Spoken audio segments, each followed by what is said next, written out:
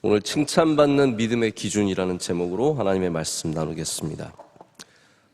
제가 주일날 실패에 대한 말씀을 좀 나눴는데요. 여러분에게 성공과 실패를 구분하는 기준이 무엇입니까? 무엇이 성공이고 무엇이 실패일까요? 어떤 목사님이 장례식에 가서 장례를 집례하는데 나이가 지긋한 교인이 목사님에게 물었습니다. 그리고 이 목사님은 그 질문과 그 답을 평생 좀 기억하게 되었다고 합니다. 목사님은 실패가 뭔지 아세요? 이렇게 물었습니다. 아니요, 잘 모르겠는데 좀 가르쳐 주세요. 여러분, 누군가가 뭘 물어볼 때 꼭 답을 맞추려고 하지 마십시오.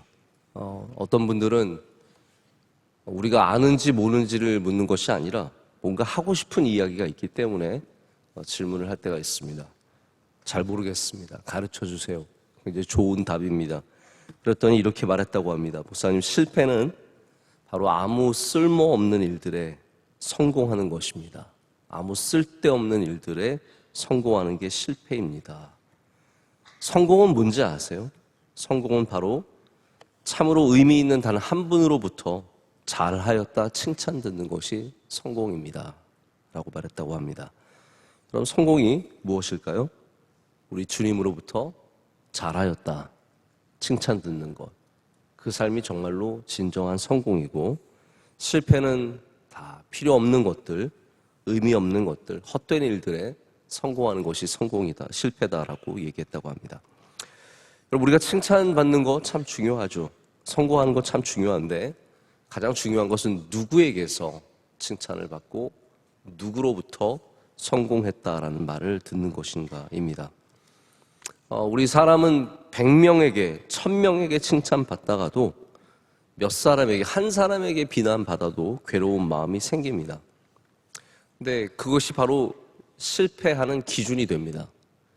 우리가 정말 성공하려면 1000명에게 비난을 받아도 단 한 명에게, 예수 그리스도에게 칭찬받는 것이 정말로 성공하는 삶이라는 것이죠. 우리 사람은 정말 주변의 사람들 다 날 좋아해줘도 몇 사람이 나를 미워하면 참 견디기 힘들어합니다. 저는 그런 면에서 정치인들 참 대단하신 것 같아요. 이렇게 앞선에서 일하시는 정치인들 보면 좋아하는 팬들도 많지만 미워하는 사람들이 그렇게 많은데 얼마나 여유로운지 모릅니다. 제가 그 속은 안 들여다봤으니까 잘 모르겠는데 최소한 겉으로는 그래도 굉장히 여유롭게 살아가지 않습니까? 우리가 미움받지 않으려고 모두에게 잘하려고 하는데 그럴수록 우리의 삶은 길을 잃어버립니다. 가수가 비난받지 않는 노래를 부르려고 하다 보면 정말로 자기가 불러야 할 노래가 무엇인지 잊어버립니다. 마찬가지 아니겠습니까? 우리가 이 세상에서 사람들에게 사랑받으려고, 비난받지 않으려고 살아가다 보면 정말로 우리가 어떤 길을 걸어가야 하는지 잘 모르게 될 때가 많은 것 같습니다. 우리를 칭찬하시는 분은 주님이십니다. 그리고 주님께 칭찬받는 것이 성공입니다. 그래서 누구에게 칭찬받을 것을 정하면 그 다음부터는 그렇게 흔들릴 일이 없습니다. 나는 주님께 칭찬받아야지. 그 마음을 정하고 하면 그 다음부터는 우리는 별로 다른 것들에 신경 쓰지 않게 됩니다. 제가 목회자로서 설교를 늘 많이 하다 보니까 이번 주도 계속 하루에 2편씩 설교하는 일들이 계속 생깁니다. 제가 한동안은 주일 예배를 마치고 저희 아내에게 내 설교가 어땠냐고 꼬박꼬박 한번 물었던 적이 있습니다. 내 설교가 여보, 오늘 설교가 어땠어? 근데 제가 다른 사모님들은 잘 모르겠는데 모든 사모님들이 이런 건 아닙니다. 제가 들어보면 목사님 설교를 집에 들어가기 무서워하는 목사님들이 있다고 합니다. 들어가면 이제 사모님한테 혼나니까 오늘 당신이 그게 뭐냐고, 교인들 앉혀놓고 지금 동네 쇼하는 거냐고 그러면서 본문이 그게 그거냐고 그러면서 막 가르치는 사모님들도 계신데요. 근데 저희 아내는 저에게 항상 너무 좋았다고 이렇게 말해주는 스타일입니다. 근데 저희 아내를 잘 모르시겠지만 아무도 안 웃는데 혼자 웃고 있으면 저희 아내입니다. 제가 설교하고 다들 저 무슨 말 저래. 그런데 혼자 막 웃고 있으면 제 아내의 가능성이 굉장히 큽니다. 아무도 안 울고 있는데 혼자 울고 있으면 저의 아내의 가능성이 큽니다. 굉장히 말씀 민감도가 좋습니다. 그래서 제가 말씀을 전하고 물어보면 다 좋다 그래요. 근데 제가 요즘에 몇 달째 묻지 않고 있습니다. 왜냐하면 그것이 저에게 격려가 되고 위로가 되지만 또 자꾸 저도 그 말을 듣고 싶어서 묻는 거예요. 그 말을 듣고 싶은 거예요. 자꾸 뭔가 괜찮다는 말을, 칭찬을 듣고 싶은 거예요. 그래서 제가 안 묻습니다, 요즘에. 막 꾹 참습니다. 우리가 정말로 칭찬 들어야 하는 분은 예수님이라는 거죠. 주님이라는 거죠. 어떤 미국의 부목사님이 요한복음 5장 설교를 열심히 준비했는데 본인이 생각해도 이건 너무 뛰어난 설교인 거예요. 그러면서 예배를 올라가면서 야, 오늘 우리 교회 부목사님들, 우리 교회 직원들 이 설교 듣고 정말 다 놀라 자빠질 거다. 다 자빠질 거다. 너무 설교가 좋다. 그러면서 올라갔는데 미국 교회니까 수요예배 직원들이랑 교육장 한 명도 안 나온 거예요. 나는 저 사람들 놀래키려고 설교를 준비했는데 하나도 안 나온 거예요.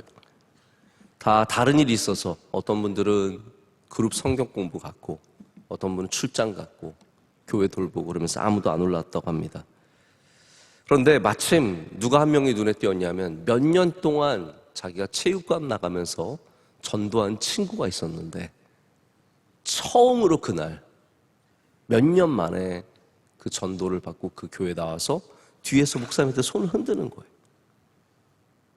그러면서 자기가 마음에 무슨 생각이 들었냐 하면 내가 정말로 말씀을 전해야 할 사람을 위해서 말씀을 준비하지 않고 이 방에 없는 사람들을 위해서 말씀을 준비했다는 것을 깨닫게 되었다고 합니다. 그래서 그날 준비했던 말씀을 내려놓고 그 한 명을 위해서, 이 방에 있는 사람을 위해서 열심히 말씀을 전했다고 합니다. 여러분, 우리 방에 계신 분이 누구시며 이 방에 없는 사람이 누구인지를 분별할 수 있어야 합니다. 우리와 아무 상관없는 사람들, 이 방에 없는 사람들을 위해서 내가 얼마나 괜찮은 사람인지를 보여주고 아무 의미 없습니다. 이 방에 계신 분은 예수님이십니다. 여러분의 삶의 방에서 여러분을 바라보시는 분은 예수님이시고, 그렇기 때문에 누군가를 플리즈하기 위해, 누군가를 기쁘게 하기 위해서 저 사람들 내가 얼마나 괜찮은 사람인지 알아야 하는데 엉뚱한 사람들을 기쁘게 하지 마시고 우리가 정말로 기쁘시게 하는 분은 우리 주 예수 그리스도임을 기억하시길 축복합니다. 오늘의 삶을 누구에게 칭찬받으시겠습니까? 여러분, 오늘 마지막 저녁에 주무시기 전에 주님으로부터 칭찬받으십시오. 잘하였다. 잘 참았다. 잘 견뎠다. 잘 말했다. 수고했다. 주님으로부터 칭찬받는 게 가장 성공한 삶인 줄로 믿습니다.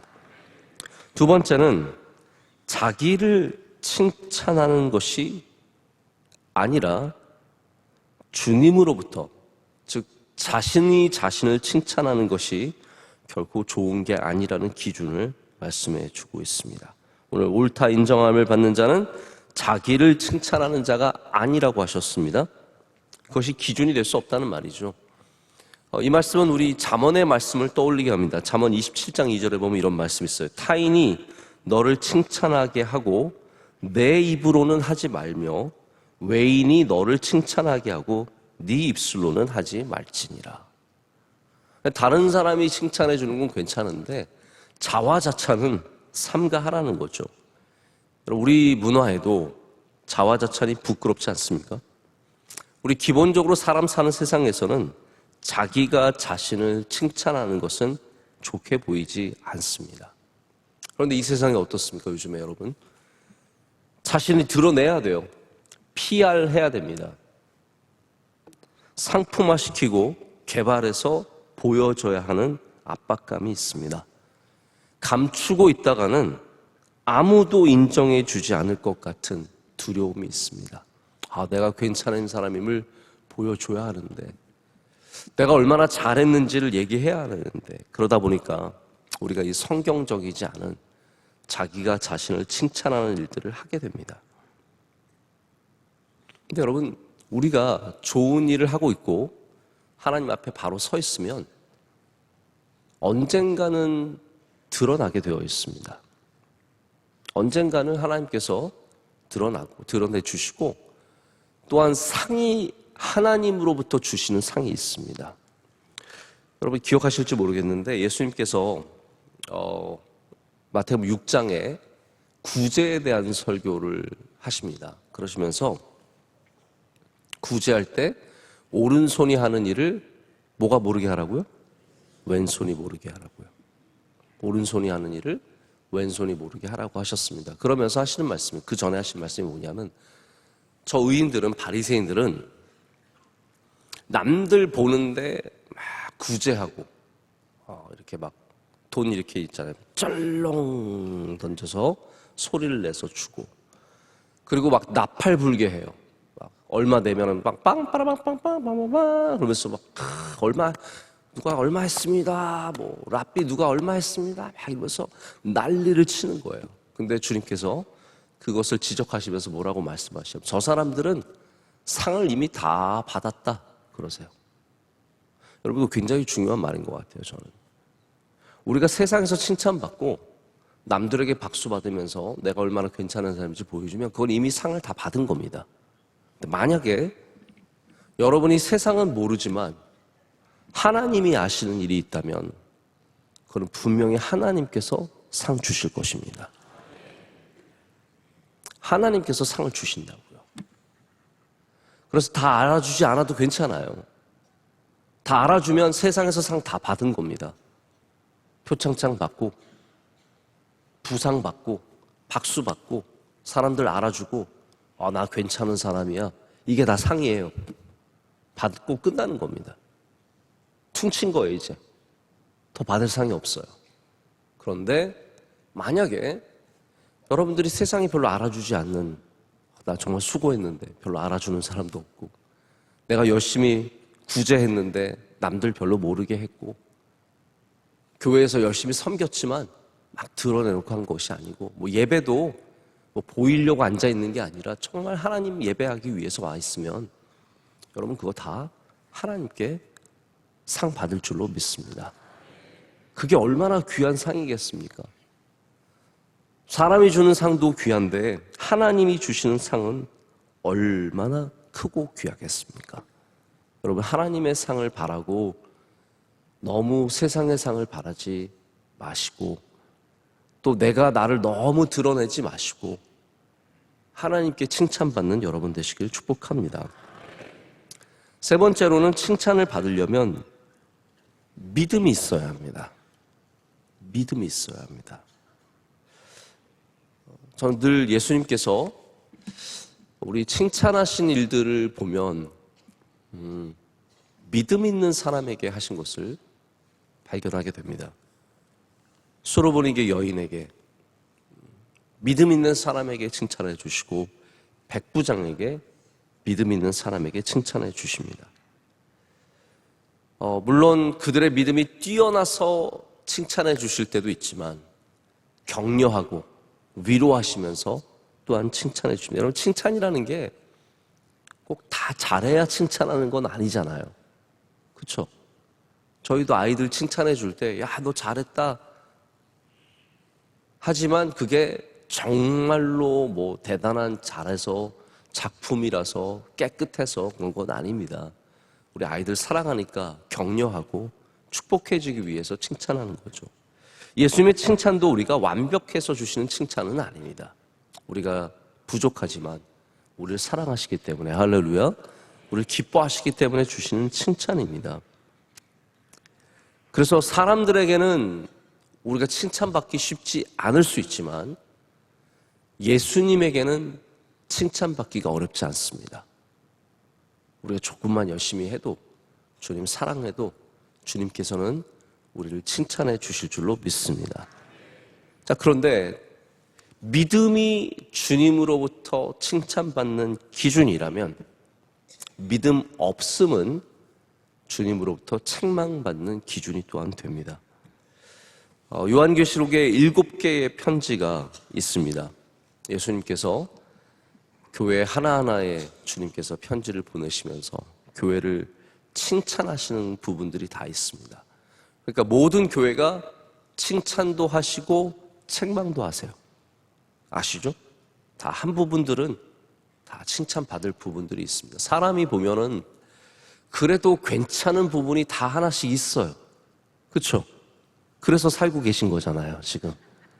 다 남편 그래도 괜찮은 데가 있고 아내가 괜찮은 데가 있고 다 자녀들도 그렇고 다 괜찮은 데가 있습니다.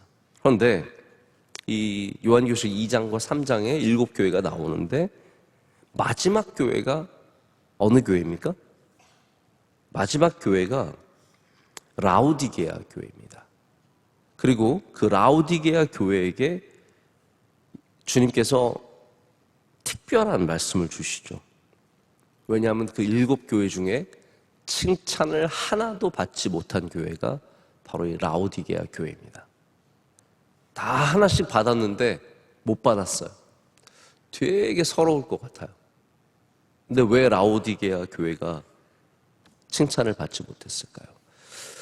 라오디게아 교회가 굉장히 부자 교회였습니다. 여러분, 그래서 부자 교회가 예수님 잘 믿기가 쉽지 않은 것 같아요. 그렇게 되는 것 같습니다.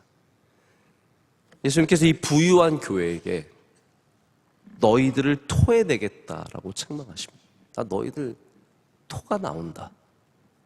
참 요즘 말로 생각을 해도 굉장히 세게 말씀하신 겁니다.